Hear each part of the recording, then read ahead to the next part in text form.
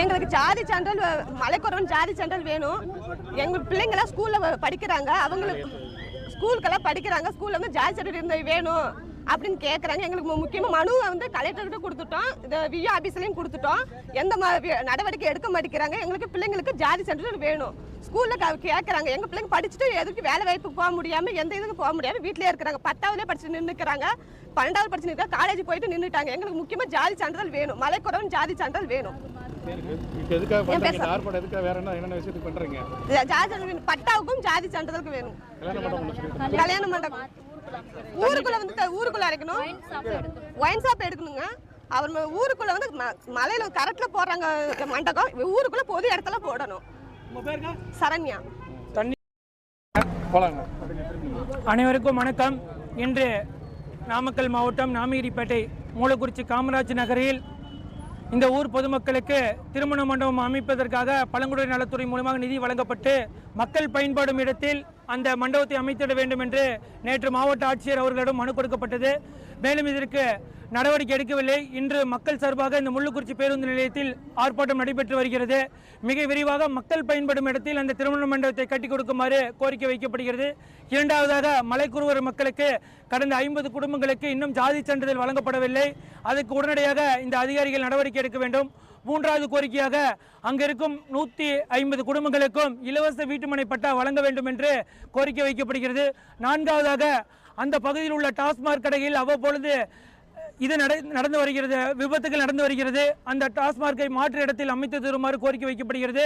நான்காவதாக இந்த பழங்குடியினர் மக்களுக்காக அந்த பகுதியில் தண்ணீர் டேங்க் கட்டப்பட்டு 6 மாதங்களாக அது பயன்பாட்டிற்கு வராமல் உள்ளது. இதற்கு நடவடிக்கை எடுக்க வேண்டும். மேலும் இந்த கூட்டு குடிநீர் திட்டத்தில் அனைத்து மக்களுக்கும் அனைத்து கிராமங்களுக்கும் குடிநீர் இணைப்பு வழங்கப்படுகிறது என்று முதலமைச்சர் திறந்து வைத்தார்கள். ஊர் ஊராக இந்த திமுக அரசு பிளெக்ஸ் போர்டு வச்சுள்ளார்கள். ஆனால் இந்த பகுதி மக்களுக்கும் குடிநீர் 1 மணி நேரம் கூட நல்ல தண்ணீர் வரமாட்டேங்குது.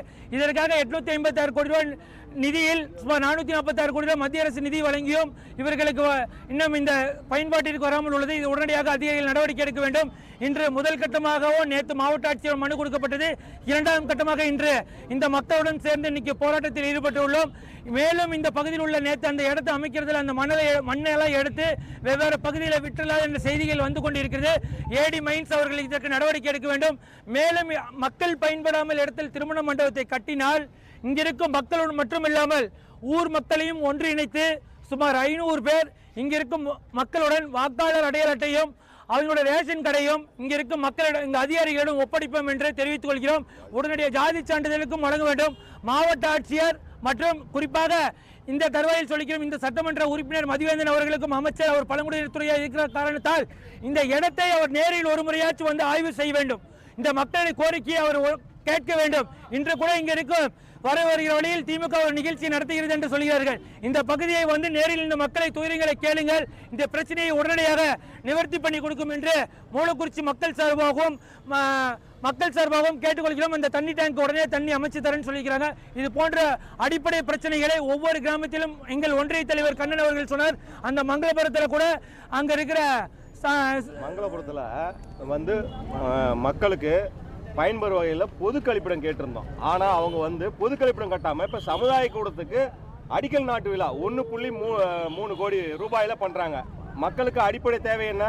பொது கழிப்பிடம். பஸ் ஸ்டாண்டு அங்கே 10,000 மக்கள் ஒரு நாளைக்கு வந்துட்டு போகிறாங்க. அதை கேட்டால் அதை பண்ணாமல் இப்போ வந்து நான் வந்து சமுதாய கூடம் கட்டித்தரேன்றாங்க. அது மட்டும் இல்லை, போன வருஷம் 2 பேர் பாம்பு கடிச்சு இங்கேருந்து ராசிபுரம் கொண்டு போகாட்டி இறந்து போயிடுறாங்க. என்னன்னு கேட்டிங்கன்னா, ஒன்று சேலம் போகணும், இல்லை ராசிபுரம் போகணும், இல்லை ஆத்தூர் போகணும். ரொம்ப தூரமாக இருக்குது. அந்த ஏற்கனவே இருக்கிற சுகாதார நிலையத்தை மேம்படுத்தி கொடுங்க. அதில் வந்து விஷக்கடிக்கு கொஞ்சம் நீங்கள் வாய்ப்பு கொடுங்க, உடனே நம்ம ட்ரீட்மெண்ட் எடுக்கிற மாதிரின்னு கேட்டால் அதை கண்டுக்கல. ஏன்னா சிறப்பு கிராம சபை கூட்டத்துக்கு மக்கள் நலவாழ்வு ஆதிதிராவிடர் நலவாழ்வு அமைச்சர் வந்திருந்தார். அப்போ அவர்கிட்ட நேரடியாக கோரிக்கை வச்சோம். அதெல்லாம் விட்டுட்டு இன்னைக்கு சமுதாய கூட்டத்துக்கு என்ன அர்ஜென்ட்டு? அப்போ 1.3 கோடி ரூபாயில உங்களுக்கு கமிஷன் தான் முக்கியமா? மக்கள் நலனுக்கு தேவையில்லையா அப்படிங்கிறதா என்னுடைய கேள்வி. அப்போ பாத்ரூம் எல்லாம் கட்டிக்கணும், பொதுமக்களுக்கு தேவையான பொது கழிப்பிடம் தான் கட்டிக்கணும். அதனால இன்னும் இதுக்கும் அவங்க நடவடிக்கை எடுக்கலாம். அடுத்த வாரங்கள்ல மங்களபுரத்துலயும் மிகப்பெரிய இதோட பெரிய ஆர்ப்பாட்டம் பண்ணுவோம்னு பஞ்சாயத்துல உங்களுக்கு தெரிவிச்சு சொல்றோம். மங்களபுரம் பஞ்சாயத்துல நீங்களும் செய்தியாளர்களும் ஒரு முறை அந்த இடத்தை